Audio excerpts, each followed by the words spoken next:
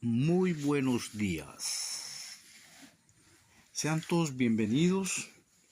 Hoy voy a hablarles sobre la educación eurocéntrica acogida en Colombia hacia una educación propia indígena, que nos servirá a la vez de comparar elementos históricos, hacer también una reflexión desde el querer contar nuestro proceso educativo desde dentro. Quien les habla es el estudiante de la Iberoamericana cursando la maestría en educación, José Luis Méndez Cuyoteca, indígena Oitoto, licenciado en educación. La importancia de este tema es debido a que cada vez más los indígenas seguimos resistiendo y luchando porque se dé una educación pertinente, significativo, que ayude a fortalecer las necesidades no solo materiales, sino de identidad, saberes propios, con el que ha orientado su vida desde tiempos milenarios.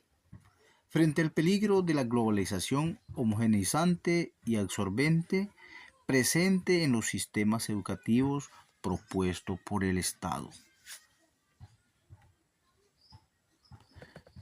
Es muy grato compartir entonces cómo vamos a hacer el proceso histórico, también la historia comparada entre lo que hemos aprendido en el curso y lo que vamos a ver, comparar con nuestro proceso educativo.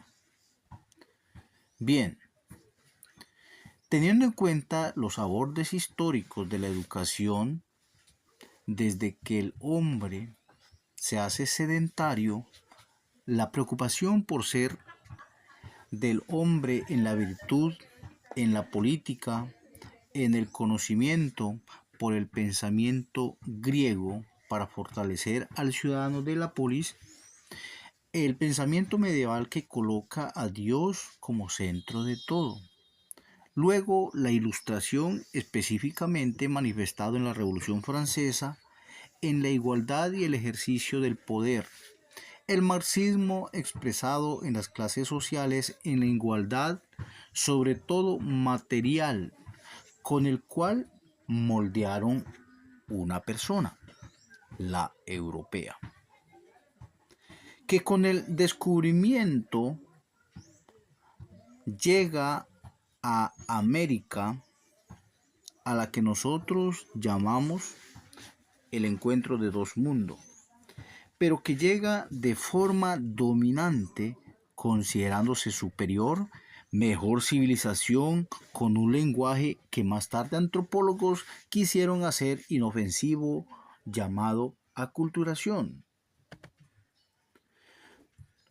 Todo ese primer momento de emancipación europea hispánica llega con un fuerte tinte medieval.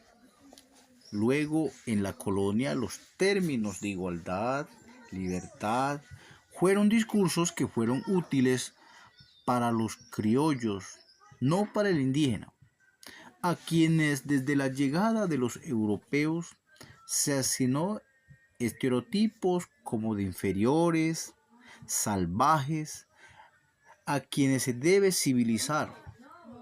Por eso se le encargó tanto en la colonia como tiempos después, hasta 1991, una educación llamada contratada a la Iglesia Católica para desarrollar esa labor, civilizar a los hombres sin alma. Desde entonces, pues, la tarea principal de la Iglesia fue cristianizar, enfatizada en la educación eurocéntrica y la creada en Colombia después de la independencia por Simón Bolívar, formar para el nacionalismo colombiano. En un principio, según su tarea, la Iglesia fue desmembrar el núcleo social de la comunidad indígena, quienes vivían en una maloca comunitaria, signo de unidad, y hacerlos vivir en casa unifamiliares, individuales, enseñarles carpintería y otras manualidades, dejando a un lado el indígena lo suyo, las danzas, los rituales, los rezos, cantos, narraciones, porque era considerado obra de la oscuridad, del diablo. Entonces empieza el proceso de blanqueamiento del indígena. Luego, las primeras civiles instituciones en las comunidades fueron los llamados orfanatorios o internados, que aún existen hasta el día de hoy, donde el niño desde pequeño ingresa a vivir y estudiar, mejor aprender en un sistema educativo ajeno a él, empezando a aprender la lengua castellana, que será su tarea de mejorar toda la vida.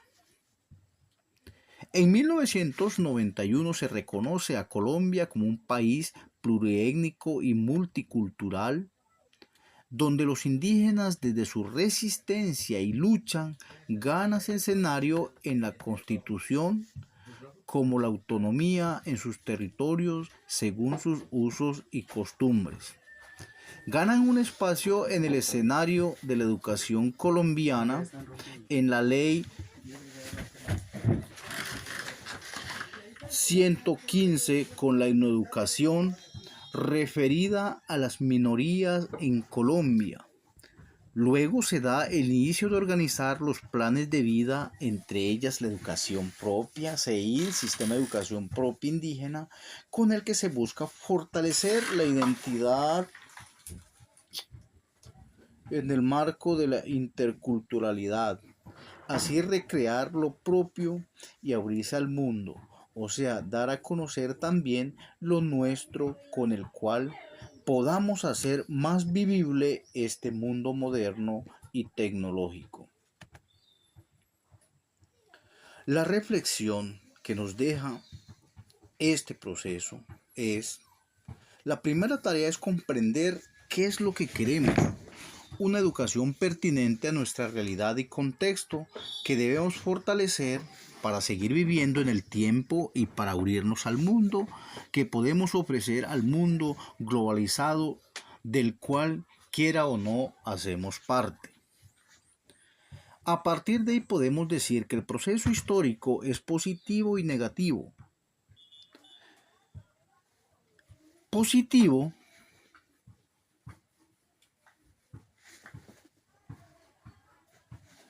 es en el sentido de que la historia hizo lo suyo.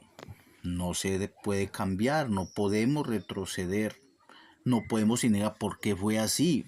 No, es un suceso que tuvimos que vivir. Lo positivo es que nos dimos cuenta que en el mundo somos diferentes, pero compartimos una misma humanidad. Sin duda nos necesitamos del uno del otro. Lo negativo es que aún seguimos viviendo en modelos de educación impuesta. Lo negativo es que se ha perdido muchos conocimientos ancestrales. Lo negativo que la tecnología es buena y llamativa y distrae mucho. Y por tanto, el reto que tenemos hoy es tomar nuevamente el material vivo que tenemos, o sea, nuestros ancianos, los mayores y sabedores que tienen el contenido en la oralidad en pleno siglo XXI, donde todo es escrito, todo es digital. Es dejar la vergüenza de lo que un día nos tildaron y exponer nuestro punto de vista en todos los estamentos de la vida del hombre. Así podemos concluir que antes que unos sistemas educativos llegasen, para nosotros ya existía efectivas enseñanzas transmitidas por los mayores a través de la oralidad, los rituales y la vida comunitaria, con un arraigo fuerte de equilibrio con la madre naturaleza.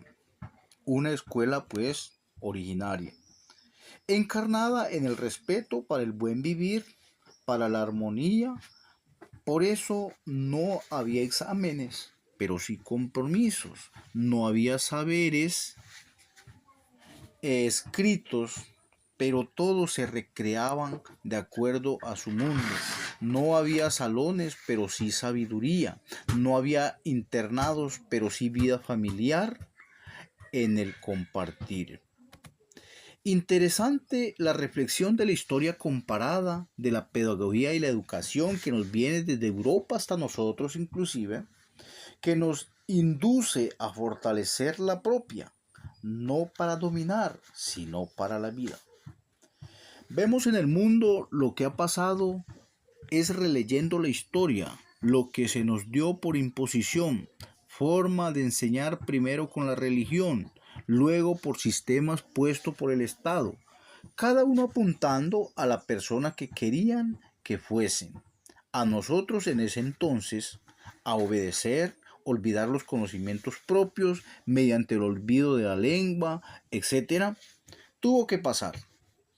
No hay que ser resentidos. Los tiempos son diferentes y hay que vivirlos desde el sentir colectivo, a recobrar esa relación estrecha que un día perdimos con la Madre Tierra. Es por nuestra vida que debemos luchar desde nuestra cosmovisión. Los estudios de quienes hemos podido navegar por el mundo occidental nos enseña que la historia es muy importante porque nos da las ideas pertinentes para avanzar en lo propio, en la construcción de lo propio. Garantizar que hay diferentes formas de enseñar y aprender y que no es vano. Todos los autores o escritores retoman los procesos para dignificar el presente. Gracias a todos por escuchar esta narración, este recuento de cómo fue nuestro proceso educativo, comparando con lo que fue también del mundo. Tan compleja que son partes del mundo, decir, tratando de no repetir lo que otros ya han dicho. Muchas gracias.